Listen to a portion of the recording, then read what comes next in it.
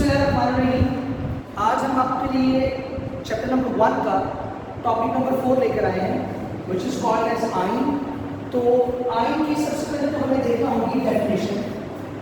आइन की डेफिनेशन कुछ इस तरह से हम कर सकते हैं, a species which is carrying positive और negative charge on it is called as आइन।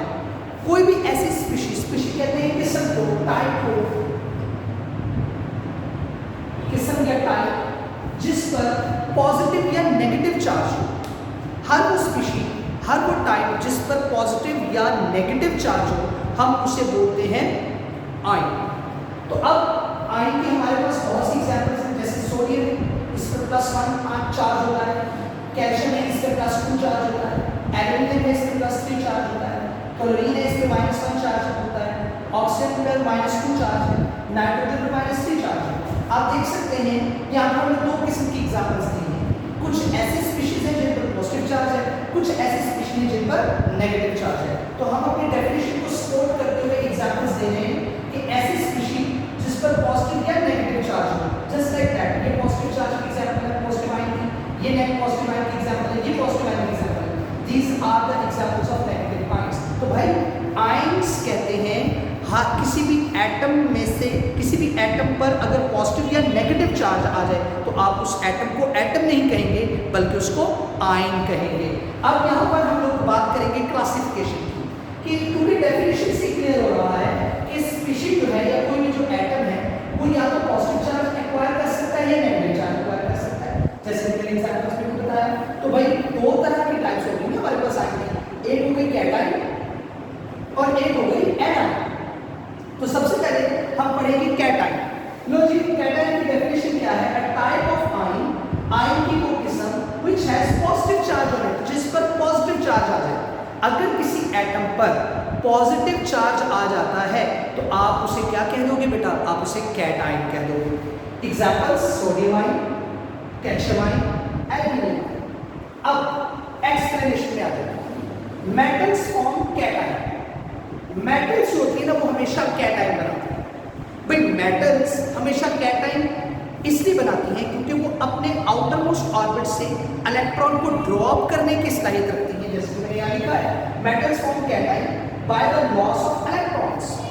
By the loss of electrons metal cation क्यों बनाती है? क्योंकि इलेक्ट्रॉन वो लूज कर सकती है। अब सवाल एक और ज़हन में आता है कि जब मेटल इलेक्ट्रॉन लूज करेगी तो वो पॉजिटिव आयन क्यों बनाएगी? भाई आपको पता है कि किसी भी एटम में नंबर ऑफ प्रोटॉन्स और नंबर ऑफ इलेक्ट्रॉन हमेशा बराबर होते हैं। तो जब आप किसी भी एटम के न्यूट्रल एटम के आउटर मोस्ट ऑर्बिट से इलेक्ट्रॉन ड्रॉप करेंगे तो डेफिनेटली उसमें नेगेटिव चार्जेस की कमी आ जाएगी।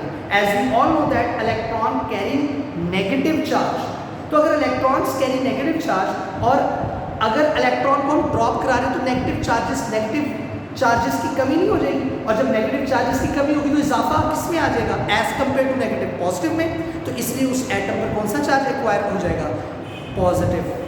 इसीलिए हम उसको कैटायन कहते हैं। तो अब देखिए जरा, सोडियम है, इसके आउटर मोस्ट ऑर्बिट में कितने इलेक्ट्रॉन है? इसके वैलेंस इलेक्ट्रॉन कितने हैं? 1।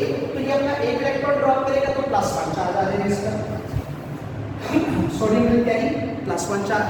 कैल्शियम के आउटर मोस्ट ऑर्बिट में 2 इलेक्ट्रॉन उसने ड्रॉप किए तो कैल्शियम पर +2 चार्ज आ गया। एल्यूमिनियम के आउटर मोस्ट ऑर्बिट में 3 इलेक्ट्रॉन, उससे 3 इलेक्ट्रॉन ड्रॉप किए तो एल्यूमिनियम पर +3 चार्ज आ गया। Is it okay? तो आप देख सकते हैं चाहे हम सोडियम देख लें, चाहे कैल्शियम, चाहे एल्यूमिनियम, इन्होंने अपने वैलेंस इलेक्ट्रॉन ड्रॉप किए और जितने number of valence electron drop करेंगे उतना इन पर पॉजिटिव चार्ज आएगा। अब चूंकि मेटल्स इलेक्ट्रॉन ड्रॉप कर पा रही हैं लिहाजा हम इनको बोलते हैं इलेक्ट्रोपॉजिटिव। क्या बोलते हैं? इलेक्ट्रोपॉजिटिव। अगर पेपर में सवाल आता है why metals are called as electropositive, the answer is very simple, because they can drop their valence electron. इसी वजह से हम इनको इलेक्ट्रोपॉजिटिव कहते हैं। Energy is needed to drop valence electron which is called as ionization energy and the phenomenon is called as ionization. This is very critical and very important concept and you will have to learn it. So pay attention. मैं मिसाल दूंगा sodium की। अब sodium के nucleus में आप देख रहे हो 11 प्रोटॉन, और मैंने बताया आपने पहले भी पढ़ा हुआ है कि एक एटम के न्यूक्लियस में जितने प्रोटॉन होते हैं उसके इर्द गिर्द शेल्स में उतने ही इलेक्ट्रॉन्स होते हैं। तो अगर 11 प्रोटॉन है तो 11 ही इलेक्ट्रॉन होंगे। पहले पहले में 2 है, दूसरे में 8 है, तीसरे में 1 है।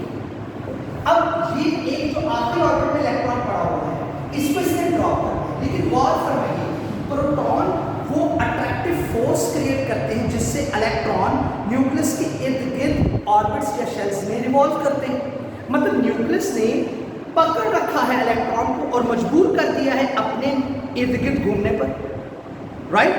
तो अगर ये न्यूक्लियस इन 2 इलेक्ट्रॉन्स की मोशन या रिवॉल्व करने का रिस्पॉन्सिबल है, तो ये इलेक्ट्रॉन भी तो इन्हीं न्यूक्लियस के साथ इंटरेक्शन डेवलप किए हुए हैं। तो अगर ये पहले ऑर्बिट में, दूसरे ऑर्बिट में इलेक्ट्रॉन इस न्यूक्लियस के साथ इंटरेक्शन डेवलप किए हुए हैं, इनके दरमियान एक अट्रैक्टिव फोर्स पाई जाती है, तो व्हाई कैन वी नॉट से, व्हाई कैन नॉट वी से कि ये प्रोटॉन या ये न्यूक्लियस इस इलेक्ट्रॉन को भी तो होल्ड करता है। और जाहिर सी बात है कि जब न्यूक्लियस ने इलेक्ट्रॉन को होल्ड किया हुआ है, तो इलेक्ट्रॉन को अगर बाहर निकालना है तो हमें उसको उसके न्यूक्लियस की ग्रिप से आजाद करवाना पड़ेगा, and we have to give energy. अब जब आउटर मोस्ट ऑर्बिट में इलेक्ट्रॉन को हम एनर्जी देंगे तो वो एक्साइट हो जाएगा। वो जब एक्साइट होगा तो अपने वो वैलेंस ऑर्बिट को छोड़ देगा, वैलेंस ऑर्बिट से बाहर आ जाएगा। जस्ट लाइक दैट, ये देखिए सोडियम के आउटर मोस्ट ऑर्बिट में मैंने 496 किलो जॉल पर मोल एनर्जी दे दी, जिसकी वजह से इलेक्ट्रॉन एक्साइट होकर अपने वैलेंस ऑर्बिट को, वैलेंस शेल को छोड़ चुका है। तो ये जो 496 किलो जॉल पर मोल मैंने एनर्जी दी है, that is called as ionization energy.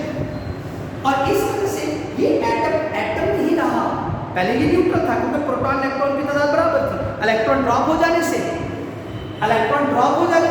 इसमें इलेक्ट्रॉन और प्रोटॉन की तादाद अनबैलेंस हो गई है और पॉजिटिव आयंस की तादाद बढ़ गई है। लिहाजा सोडियम नहीं रहेगा, बल्कि इसके ऊपर +1 चार्ज आ जाएगा by the drop of 1। Is it okay? अच्छा, अब यहाँ पर हम कह सकते हैं कि अगर हमें कैटायन बनाना है या पॉजिटिव आयन बनाना है तो हमें एनर्जी देनी पड़ेगी। This is called as ionization energy.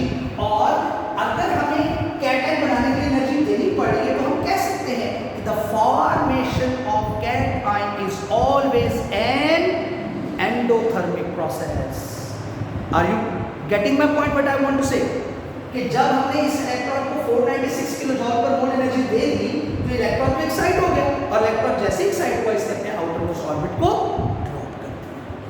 That's what it is an endothermic process. अब जरा गौर फरमाइएगा, गौर आपने ये फरमाना है कि जब ये एक इलेक्ट्रॉन निकल जाएगा, आपको पता है ऑर्बिट जो है वो एक इमेजिनरी पाथ है। मिसाल के तौर पर जमीन जो है वो सूरज के इर्द रिवॉल्व कर रही है, क्या कुछ सड़क मोटरवे बना हुआ है जिसपे जमीन मूव कर रही है? एक इमेजिनरी पाथ है सन के इर्द गिर्द, और अर्थ जो है वो रिवॉल्व कर रही है, ना सिर्फ रिवॉल्व कर रही है बल्कि वो रोटेट भी कर रही है। बिल्कुल इसी तरीके से जब ये इलेक्ट्रॉन खत्म हो जाएगा, आउटर मोस्ट ऑर्बिट से बाहर निकल जाएगा, तो orbit itself is not a material kind of, या यूं कह लो कि ऑर्बिट किसी मैटर का नाम नहीं है, ऑर्बिट एक इमेजिनरी पाथ है।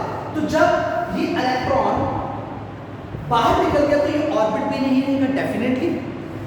जब ये एक इलेक्ट्रॉन था तो 3 शेल से K, L, M, जब ये एक इलेक्ट्रॉन आउटर मोस्ट ऑर्बिट से ड्रॉप हो गया तो M शेल भी खत्म हो गया, और जब M शेल खत्म होगा तो इलेक्ट्रॉन ड्रॉप हुआ तो M शेल खत्म हुआ। इसका मतलब एटम में 3 शेल थे, और जब वो आयन बना तो उसमें कितने शेल रह गए? 2।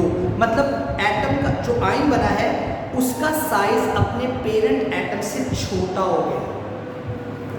देखो ना, पहले 3 ऑर्बिट्स थे, एक इलेक्ट्रॉन ड्रॉप हुआ तो लास्ट शेल खत्म हो गया। सॉरी, जब लास्ट शेल खत्म होगा तो अब इसके पास सिर्फ 2 शेल्स रह जाएंगे और एटॉमिक साइज रिड्यूस हो जाएगा। तो एक शॉर्ट क्वेश्चन आता होता है, why cation is always smaller in size as compared to its parent atom? Because whenever valence electrons are supposed to be dropped, then the valence shell is automatically removed, vanished. Therefore, cation is always, the cationic radius is always lesser than its parent atom. अब ये देखिए, मैंने यहाँ पर इनके size दे दिए। Sodium जो atom है उसका साइज होता है 186 पिकोमीटर, और अगर ये इलेक्ट्रॉन ड्रॉप करता है तो एक शेल भी खत्म, अब 95 पिकोमीटर साइज रह गया। इसका मतलब कैटायन का साइज अपने पेरेंट एटम से हमेशा कम होता है।